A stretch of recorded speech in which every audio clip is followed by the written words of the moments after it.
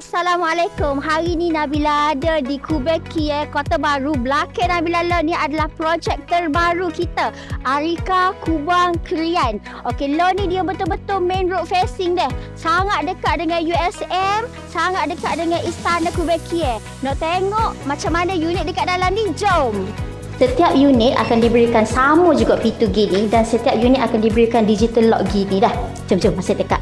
Ini adalah show unit Type C. Keluasan dia adalah 520 square feet. Satu bilik tidur dengan satu bilik air. Bahagian master bedroom dia lah. Lengkap. Unit ini akan diberikan fully furnished. Apa yang kita dah tengok dekat show unit ni adalah sama dengan apa condition yang kita akan berikan. Dan jom tengok dekat bahagian dapur.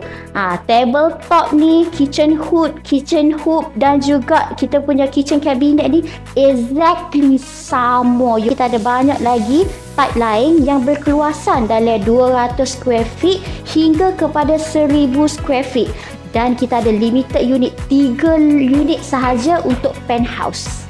Dekat belakang Nabila lah ni adalah hospital USM, hospital yang paling sibuk sekali dan ia jarak cuma 2 km je daripada Arika. Kalau naik kereta lebih kurang dari 5 minit, kalau nak tengah jalan kaki 15 ke 20 minit sahaja. USM ni sendiri adalah bandar baru Kubeki. Kita boleh nampak ada aircon safe, Myding dan banyak lagi bank-bank. Ni waktu petang dia, pukul 6 petang dan tengok lo ni memang traffic banyak sangat. Di Kubeki ni dia punya foot traffic memang ramai sangat setiap hari yang berjalan kaki saja dekat 1000 lebih sebenarnya di Bandar Baru Kubang Krian. Dan Arika adalah easy access kepada Bandar Baru Kubeki.